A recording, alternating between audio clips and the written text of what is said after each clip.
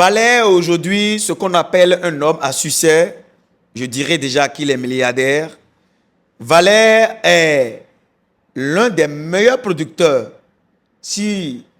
pour ne pas dire même le meilleur au monde en termes de production de laurier, des feuilles de laurier, laurier sauce, qu'on appelle en langage technique le Lauris nobilis. Aujourd'hui, il est dans la transformation agroalimentaire et il fait la fierté de tout un pays. Valère, ce n'est pas moi. Caméraman, montrez Valère. Ça, c'est le Valère senior. La meilleure version de Valère junior. C'est le Valère charismatique, inspirant. Rapprochez-vous maintenant de moi maintenant. Ce n'est pas comme moi. Moi, je travaille pour être comme lui. Alors, les amis, aujourd'hui, nous allons parler de la production du jus de noni, d'accord, et d'autres essences de plantes que M. Valère Sangronio arrive à faire au Bénin. En plus d'être l'un des meilleurs producteurs de laurier au monde, pour ne pas dire le meilleur au monde, il fait du jus de noni. Quelles sont les vertus du jus de noni pour la santé de l'homme? Quelle est l'utilité de consommer les essences de laurier, les essences d'eucalyptus et d'autres plantes? Il va nous apprendre tout ça dans cette vidéo. C'est pour ça que je vous dis que c'est le meilleur interview en termes de transformation agroalimentaire en 2024 en Afrique francophone noire. Salut les gens. Le petit qui bavarde à l'écran, c'est Tadabwe Valère Wansou. Je suis ingénieur agronome praticien, entrepreneur, multi-investisseur. Je parle sur ma chaîne d'agriculture, de développement, d'investissement en Afrique, des intérêts de l'Afrique, des plantes et de leurs vertus. Et si c'est des choses qui vous intéressent, agriculteurs modernes, vous êtes au bon endroit. Il faut faire quoi pour faire partie de notre famille? Likez la vidéo, abonnez-vous, activez les notifications et partagez.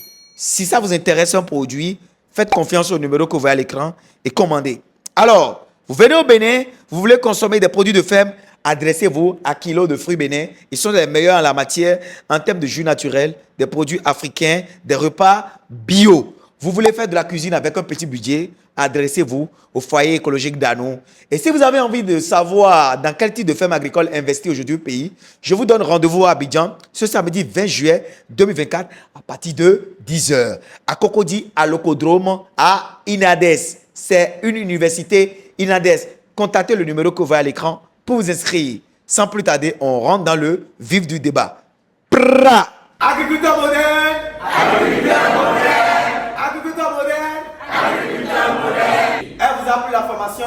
Oui! Si elle vous a plu, applaudissez pour vous-même. Super! Bonsoir, monsieur Sangronio. Bonsoir, monsieur Valère Tarabé. Comment vous allez? Ça va très bien, oui. Monsieur Sangronio, moi je vous connais très bien. Je sais que vous êtes un gars déterminé, un gars courageux, un gars qui n'abandonne pas, comme Donald Trump. Alors, monsieur Sangronio, vous là, vous êtes qui? Vous êtes qui, monsieur Sangronio? Vous êtes qui? Moi, je m'appelle monsieur Sangronio Valère. Je suis un transformateur des produits agricoles. Des produits agricoles. Je suis le PDG du complexe agricole Sangron au Bénin. Merci, monsieur Sangronio. Monsieur Sangronio, j'ai fait des enquêtes sur vous. Vous étiez en temps menuisier, n'est-ce pas?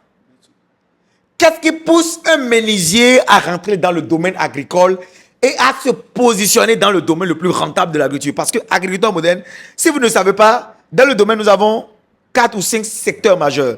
La production végétale, la production animale, la production piscicole, la transformation agroalimentaire. Nestlé est là.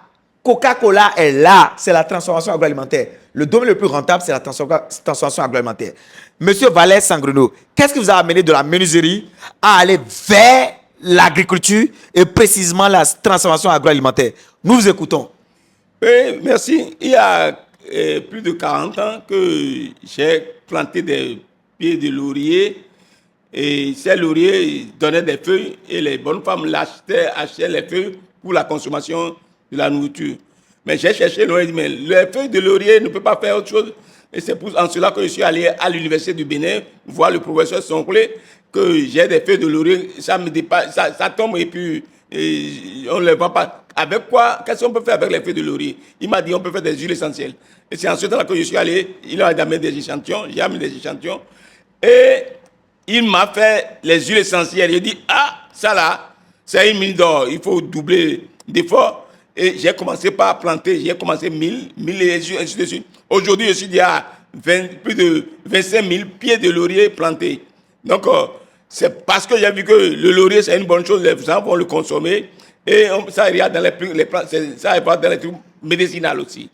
Donc, c'est pourquoi je suis rentré, j'ai laissé la menuiserie, je suis rentré dans la plantation de laurier. Je crois qu'actuellement, je suis le plus grand producteur de laurier. On peut chercher, je peux dire dans le monde, mais en Afrique, je suis le premier maintenant. Les amis, j'ai l'honneur d'avoir comme ami, comme papa, comme frère, comme leader, comme devancier, Monsieur Valère Sangrogno. Et j'ai encore l'honneur qu'il porte le même prénom que moi. C'est pour vous montrer que les Valères, c'est des tueurs de taureaux. C'est des, comment on appelle ça? C'est des gars qui n'abandonnent pas. C'est des gars qui performent. Voilà. Alors, Monsieur Sangrogno, avant, j'avais des petits pépins de santé. J'ai commencé par consommer ça, le jus de noni. Et je vous ai découvert à travers ça. Je vous ai découvert à travers ce jus-là. Parlez-nous un peu du jus de noni. Je vous donne votre produit. Parlez-nous un peu de ça. Oui, le jus de noni, c'est une bonne plante. C'est un bon jus. C'est une plante médicinale. C'est une plante que nous n'avions pas au Bénin avant.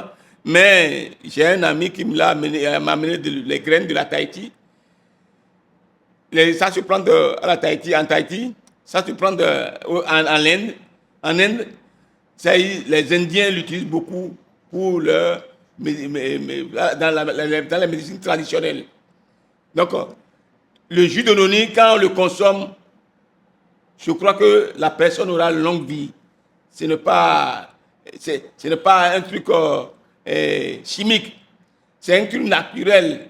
Vous prenez le fruit, vous le mettez en cave, et ça reste dans la cave. C'est le jus là que nous prenions et nous pressions et nous le mettons en bouteille après avoir pasteurisé.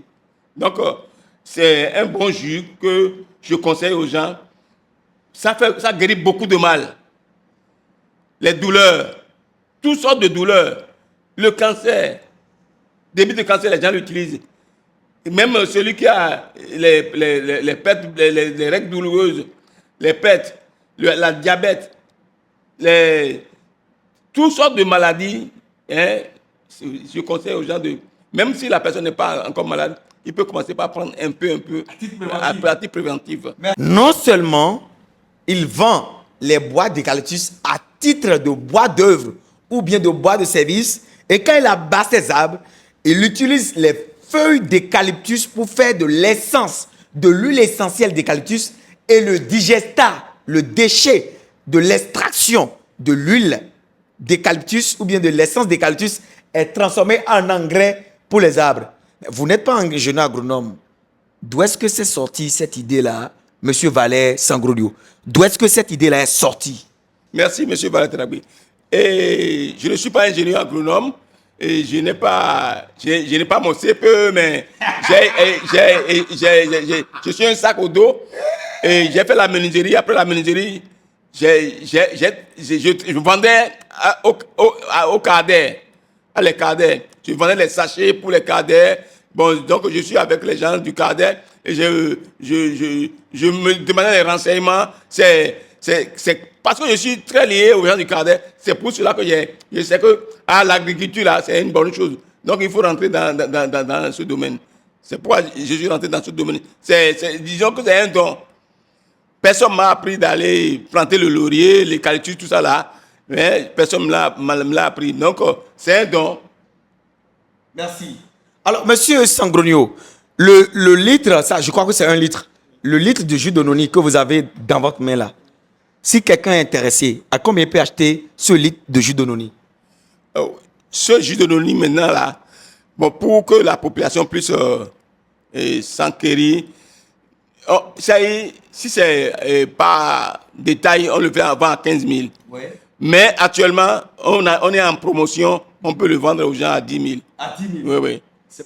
Pourquoi vous m'avez vendu à moi à 15 000? Non, non, parce que ce temps-ci là, le temps est un peu mort. Donc on est en train d'aider à la population pour qu'ils consomment. Nous sommes en promotion maintenant. Écoutez les gars, les gens, moi je l'avais acheté au nom. Le premier litre de jus de noni que j'avais acheté, je l'avais acheté à 15 000, même à 20 000. Même 25 000. Actuellement, c'est à 10 000. Je crois que c'est une opportunité. Alors, monsieur Sangronio, quelle est votre capacité actuelle? Vous parlez de jus de noni. Vous avez combien de litres de jus de noni aujourd'hui?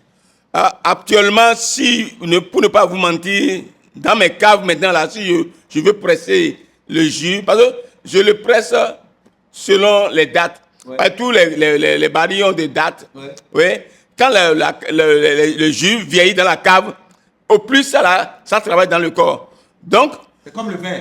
C'est comme le vin. Donc, tu peux garder ton jus de noni pendant 5 ans, 10 ans. Et quand ça vieillit bien là, c'est bon. C'est encore bon. Actuellement, je peux livrer plus de 5 000 litres de jus de noni. Et tous les 2 mois, on fait la cueillette. Et ainsi de suite. Merci. Les amis, vous avez entendu? 5 000 litres de jus de noni. Le litre est à 10 000 potentiellement. Fois 5 000, ça fait combien? C'est 4 millions de francs CFA potentiels en termes de jus de noni en stockage. C'est ça que je vous parle dans l'agroalimentaire, dans la transformation agroalimentaire. Alors, on parle maintenant des huiles essentielles. D'accord? Ce que vous avez ici à l'écran, les amis, c'est les huiles essentielles. Monsieur Sangonio, donnez-moi les jus de noni et vous allez nous parler un peu des huiles essentielles de laurier et d'eucalyptus. Le petit flacon que vous avez dans votre main, ça coûte combien?